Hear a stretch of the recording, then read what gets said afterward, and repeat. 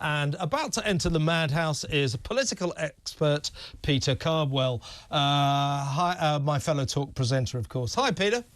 Hi, Kev. How are you doing? I'm very, very well. Thank you for joining me on this inaugural political asylum. Before we get to Westminster, Humza Yousaf, his departure today, I think, was close to pathetic. Is he the least qualified political leader that you've ever come across? Braveheart rather than Braveheart, some people are calling him. He's only been around for just over a year as First Minister of Scotland. Yeah, look, nothing that he did worked. That is absolutely the case. And in the end, he pulled the plug on that deal with the Scottish Greens in the Scottish Parliament. Why he did that still remains slightly unclear, but certainly those net zero targets that they had were far too ambitious. He then said it's not possible. Then he pulled the plug himself unilaterally. It all went horribly wrong for him. He was meant to have two, not one, but two votes of confidence this week. He was probably never going to get through them. But fascinating allegations this evening, actually, from Alex Salmond to say that there were some around Humza Yousaf who were perhaps not acting in his best interest, because we have this sort of slightly weird situation where Ash Regan, who was an SNP member of the Scottish Parliament, then she went to ALPA, which is Alex Salmond's pro-independence party, but very much anti-SNP party. And certainly in the early morning anyway, Alex Salmond and Humza Yousaf had some sort of conversation that he sort of said, look, I think those demands by Ash Regan might actually work to get him through this, these votes of no confidence. Well, actually, then the plug was pulled. What actually happened? And I think there's a bit of a mystery around that, and whether there is some sort of unseen hand of either those close to Nicola Sturgeon or Nicola Sturgeon herself basically saying, doing a deal with Alex Salmond, of course, once a great ally of Nicola Sturgeon, now a hated rival. Well, maybe that wasn't something that many in the SNP could actually stomach. Do you think that Humza Useless, as his nickname was, that his grave mistake was he sort of saw the role of being Scottish First Minister as one where he was there to educate the people, to teach them how to be woke, to help them stop being racist and transphobic, to bring about woke policies to change these backward people into forward-thinking liberals like him. Of course, he was incredibly illiberal. His hate law last week, or the week before last, was spectacularly illiberal, fascistic, some might say. Why do people like Humza Yousaf, in their yearning to be left-wing, turn into fascists?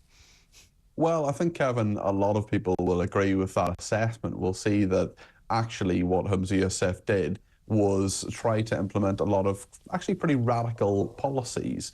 We remember why Nicola Sturgeon actually left the stage, and that was, of course, to do with various allegations surrounding so many aspects of she and her husband's conduct, and her husband has been charged with a number of offences. She herself has not been charged with anything, but around that time, the reason she had so little political capital was because Isla Bryson, who was the name adopted by a man who said he was a woman to get to a women's prison, a rapist.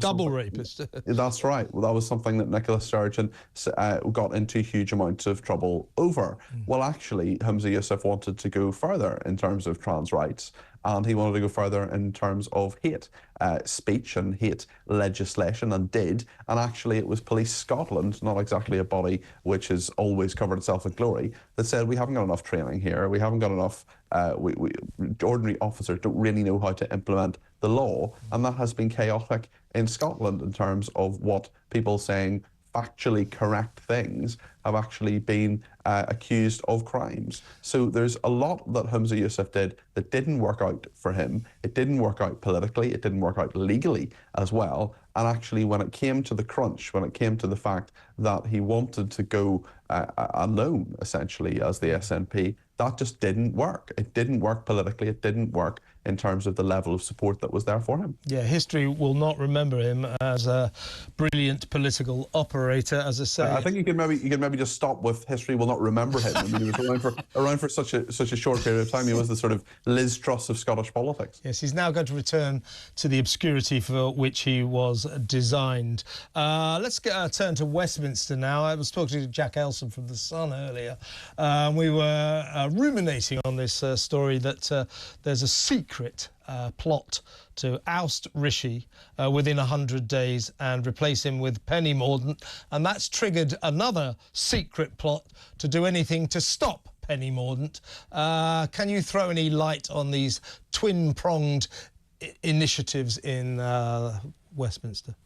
Well, Kevin, to be brutally frank, I've slightly lost track of whether we have 100 days, 100 days to save Britain or 10 years to save the West. I mean, what's going on? Will Britain exist in 101 days? I'm going to take a punt and say that it probably will. Look, there's no doubt about the fact that Penny Mordaunt, or at least those around her anyway, at the very, very least, are on manoeuvres. Grant Shapps as well. It's interesting. I mean, Grant Shapps publicly saying, isn't this awful? People need to back Rishi Sunak. Well, how many drinks parties has he had? He has actually, I know for a fact, has had one tonight for various MPs. He's on manoeuvres as well. There's no doubt about that. Look, the moment of maximum danger for Rishi Sunak is coming very, very soon. We've got those local elections on Thursday.